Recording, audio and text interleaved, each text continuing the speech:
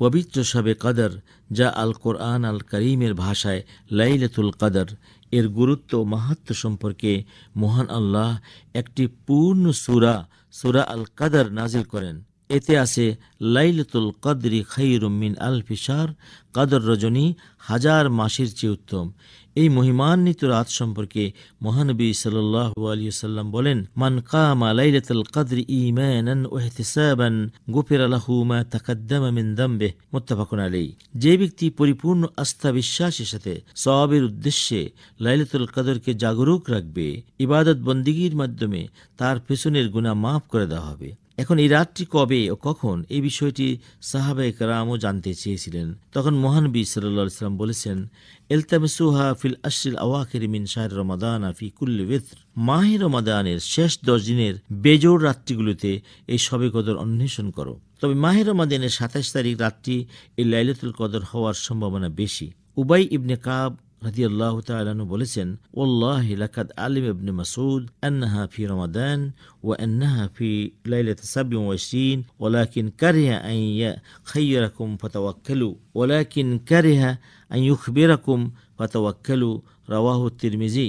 আল্লাহর শপথ, ইবনে মাসউদ রাদিয়াল্লাহু তাআলা জানতে পেরেছেন যে ওই রজনী হচ্ছে মাহে রমাদানের 27 তারিখ রাত। তবে তোমাদের জানান নেই, পাশে তোমরা ওই একটি রাতের ভরসা করে বসে থাকো। এছাড়াও ইবনে আব্বাস রাদিয়াল্লাহু তাআলা আনহুমা বলেছেন, সূরা কাদরের 30টি শব্দ আছে, এর 27তম শব্দটি হচ্ছে হিয়া, দ্যাট নাইট। এতে বোঝা যায় এটি 27 তারিখই। এছাড়া ইমাম আবু হানিফা রহমতুল্লাহ আলাইহি অন্যান্য সালফ সালিহিন থেকে বিভিন্ন বিশ্লেষণে 27 তারিখ রাতকেই নির্দেশ করা হয়েছে। আরবিতে বা হিজরি তারিখ অনুযায়ী 24 ঘন্টার দিনটি শুরু হয় রাতের মাধ্যমে। তাই রমাদান মাসের 26 তারিখ দিবাগত রাতটি হচ্ছে 27 তারিখ রজনী। এ রাত যেন কোনোভাবে বাদ না পড়ে, সেই জন্য মহানবী সাল্লাল্লাহু আলাইহি ওয়াসাল্লাম হিজরতের পর থেকে ওফাত পর্যন্ত রমাদান মাসের শেষ 10 দিন মসজিদে ইতিকাফ করে গেছেন। আমাদের ক্ষেত্রে প্রত্যেক মসজিদে কেউ না কেউ ইতিকাফ করা সুন্নতে মুআক্কাদা কিফায়া। তবে আন্তর্জাতিক হিজরি তারিখ ও স্থানীয় তারিখের গরমিল থাকার কারণে সঠিক রাতটি সত্যি খুঁজে নিতে হবে। শেষ 10 দিন এই বিশেষ গুরুত্বের সাথে দিন রাত আমল করা বাঞ্ছনীয়। ফরজ ও ওয়াজিব সালাত আদায় সহ তারাবি, অন্যান্য সুন্নাত ও নফল সালাত, কোরআন তেলাওয়াত, জিকির, আজকার, দরুদ, মুনাজাত এবং তাওবা ইস্তিগফারের মাধ্যমে এই রাতটিকে প্রাণময় করে রাখাই উত্তম। এই রাতে আমাদের ছেড়ে পরপারে যাওয়া আত্মীয় স্বজন, বন্ধু বান্ধবের কবর জিয়ারত করাও সুন্নত। মহানবী সাল্লাল্লাহু আলাইহি ওয়াসাল্লাম বলেছেন, কবর জিয়ারত মানুষকে মৃত্যুর কথা স্মরণ করিয়ে দেয়।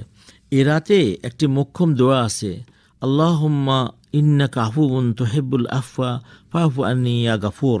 এই দোয়াটি মহানবী সাল্লাল্লাহু আলাইহি ওয়াসাল্লাম আমাদের উম্মুল মুমিনিন আয়েশা রাদিয়াল্লাহু তাআলা আনহার প্রশ্নের জবাবে বলেছেন যে তুমি যদি এ রাত পাও তাহলে এই দোয়াটি পড়বে।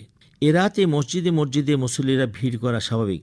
তবে রাত কি জীবনের সোজা পথে ঘুরে দাঁড়াবার জন্য সাক্ষী রাখা যেতে পারে। শিরক, হিংসা, বিদ্বেষ, মাদক সেবন, মা বাবার অবাধ্যতা ইত্যাদি মারাত্মক পাপ থেকে তওবা করে মহান আল্লাহর নিকট ফিরে আসব, এই হোক আমাদের প্রত্যয়। মহান আল্লাহ সঠিক তারিখে সঠিকভাবে এই শবে কদর পালনের তৌফিক দিন, আমিন।